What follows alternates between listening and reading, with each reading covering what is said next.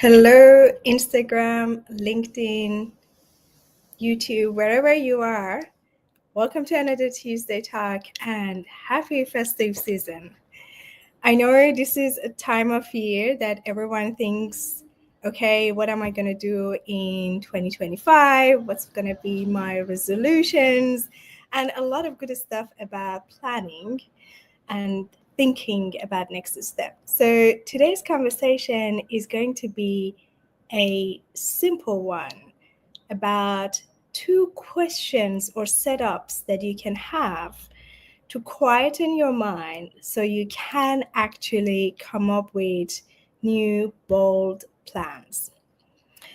Today's conversation is a good investment of your time if you are a hyperachiever, a highly dependable and trustworthy that a lot of people in your organization, family, and the space you are in social space are relying on you.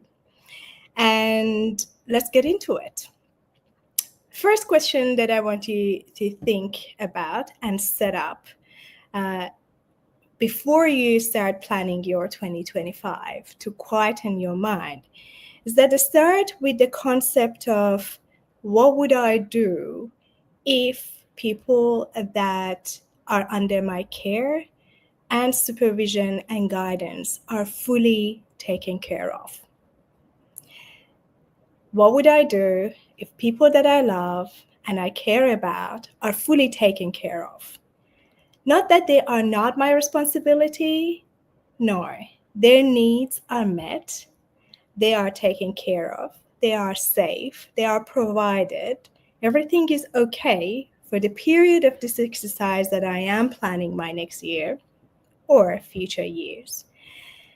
And during this exercise, I do not need to think about how to take care of them.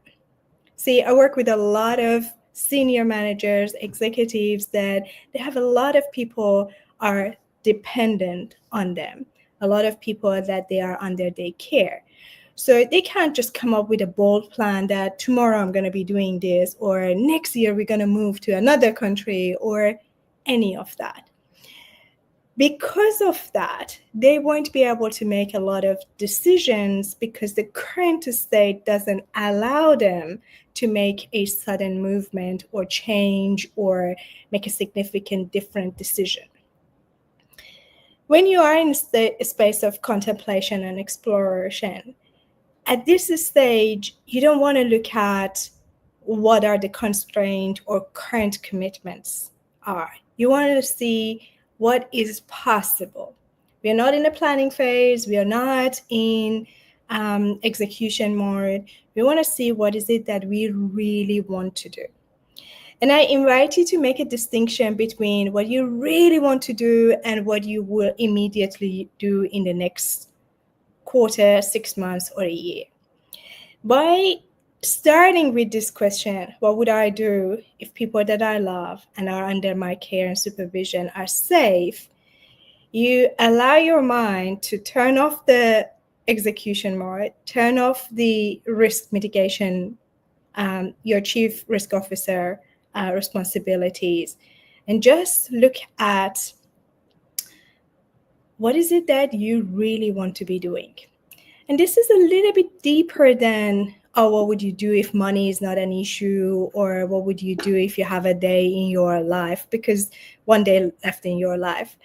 Because it's really trying to allow you to look inside and see what is important for you. In all leadership conversations, it's always said, you need to, as a leader, to know yourself, to know who you are, what you are about, what you stand for. And part of that exercise to be able to know is to allow yourself for at least a space of time when you are in contemplation, exploration, to think what you really want to be doing if people that you love are, for a moment, are not your responsibility. And then you come out of that space and think about, okay, how am I going to go about it? Who do I need to talk? How can I put it in a timeline? And other stuff that you're really good at it. So first question is that allowing your mind to stop thinking about anything external and just focusing internal. The second question that I invite you to answer is this. Once I come up with this, whose approval I'm not going to seek, whose opinion is not going to be important to me, whose endorsement I'm not going to ask for. It's a different type of question. Basically, you're saying, despite whatever certain people think, I'm going to do certain things. So who are those people? You have heard of this phrase, the monkey chatter, the voice in our head. The voice in our head and the critique and the person that is constantly questioning us is the voice of people that at some stage they have been in our lives or still are in our lives.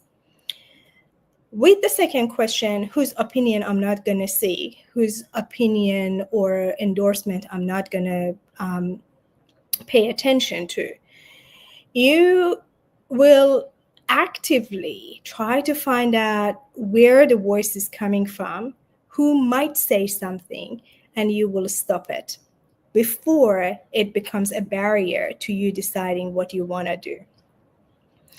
It's funny. When I do this exercise in private coaching, a lot of random name comes up. People will say, oh, so and so. And then the observation after exercise is that, oh, I didn't know that person is so important to me that I now need to actively put them aside as a person that could validate or invalidate my decisions. It's fascinating.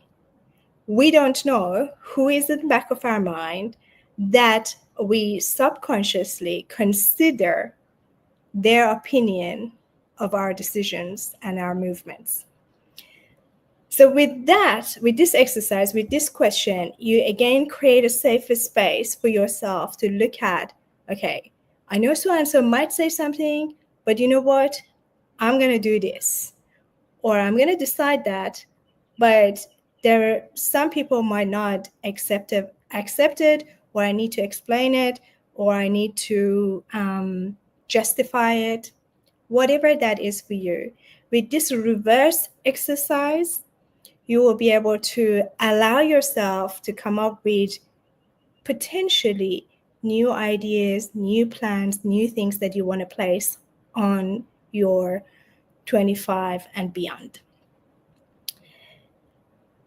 This exercise was one of the key changers for me because my background, I'm from Middle East, and a lot of my clients and friends and all that from East had this concern that what would their family or their network or your social setting would think of them. I used to think it's mostly on the East culture, but that's not true. Over years of working with people from different parts of the world, what I realized, in any culture you are, East, West, wherever, with any sort of ethnicity, the voice is there. Just the tone and its nature is different. So we still think of what people think. We still think what Joneses would see, how they would perceive us. All of that exists, but in different cultures is different. So the second question, whose opinion I'm not going to consider to validate or invalidate my plan, will help you to be able to actually think of, what would I really do if those invisible constraints weren't there?